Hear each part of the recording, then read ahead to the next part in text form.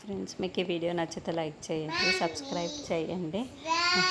భూమి వీర ఇద్దరు హాస్పిటల్లో ఉన్న శరత్ చంద్రని డిశ్చార్జ్ చేసి ఇంటికి తీసుకువచ్చి బెడ్రూమ్లో పడుకోబెట్టి డాక్టర్కి చూపిస్తూ ఉంటారు. అప్పుడే అపూర్వ పరిగెత్తుకుంటూ అక్కడికి వస్తుంది.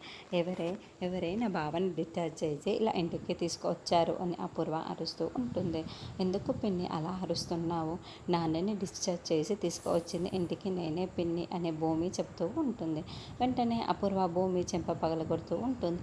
నీకెంత ధైర్యం ఉంటే నువ్వు మా బావని ఇలా డిశ్చార్జ్ చేసి తీసుకువస్తావే? అసలు హాస్పిటల్లో ఉన్న ఫెసిలిటీస్ ఇంట్లో ఎందుకు ఉంటాయి?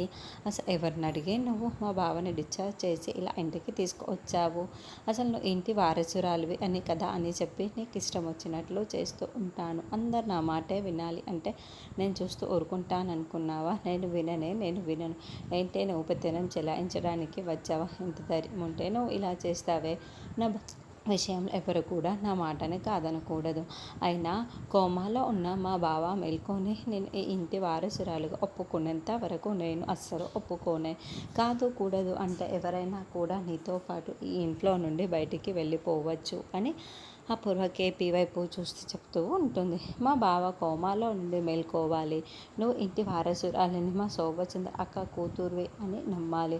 అప్పుడు మా బావ చెప్తే నేను నిన్ను ఈ ఇంటి వారసురాలుగా అంగీకరిస్తాను, అంతేకాని అంతవరకు నేను అంగీకరించను అని అపూర్వ చెబుతూ ఉంటే, అవును దీనికి ఇలాగే చెప్పాలి, మమ్మీ చాలా బాగా చెబుతుంది అని నక్షత్ర చాలా సంతోషపడుతూ చూస్తూ ఉంటుంది. ఇక భూమి కేపీ చాలా షాకింగ్గా చూస్తూ ఉంటారు.